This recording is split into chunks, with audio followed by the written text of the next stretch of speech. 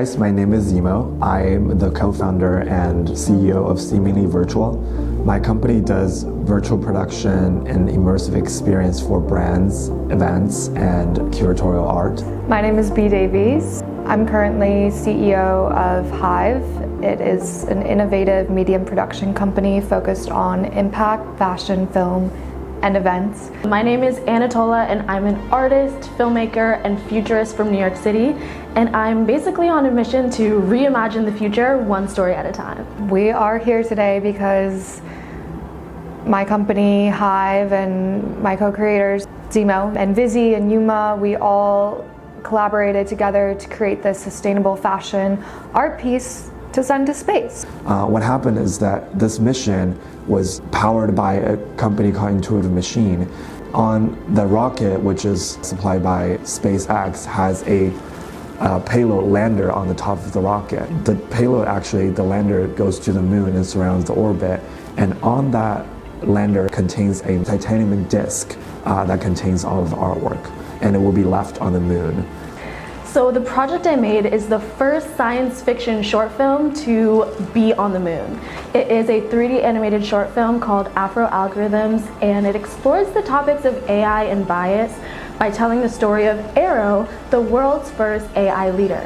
How our art initially got part of this mission. It was a competition for sustainable art that encompassed one or more of the 17 Sustainable Development Goals. And I already knew how digital fashion pertained to that. So I knew I wanted it to be digital fashion, but also to be a hybrid of artwork. You know, we have photography. Zemo, you took the photo. The model is me. And then you have my avatar. So we're both wearing digital garments and are in a virtual world. So we did a whole photo shoot with B in it, and then with Vizzy, who is the 3D artist who created this unreal environment surrounding her.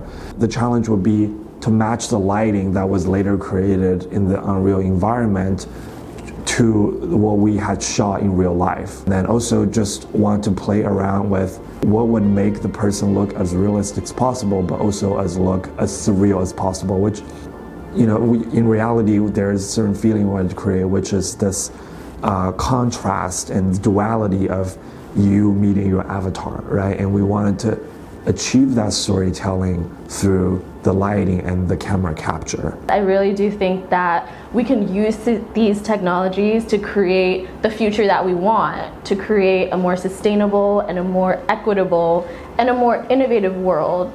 So I like shining a light on that and exploring how we can use tools like AI to make a positive future.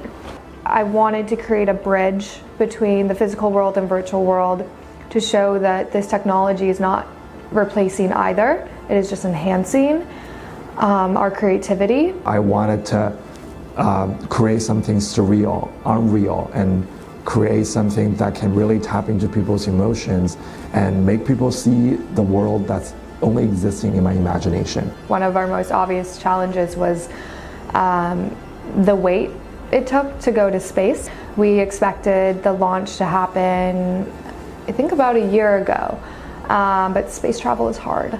I think it still feels surreal at this point because, you know, it's something that I couldn't touch or couldn't see in person with my naked eye. So it feels surreal, but I know it's there, and I know it's launched, and I know it has landed on the moon. And now I know this wait that was nearly a year long is nothing compared to all the scientists that work on creating this rocket who have waited for 5+ years for this very mission to really be successful.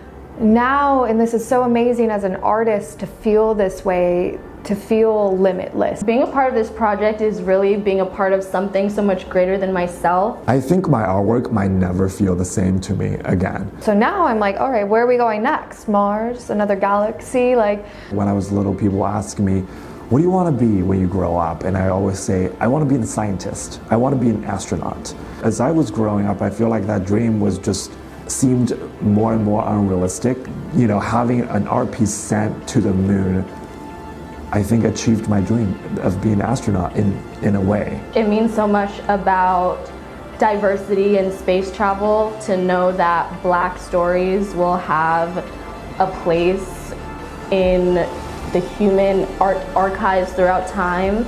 I mean, I've always felt like an alien, being a queer girl growing up in Minnesota, small town.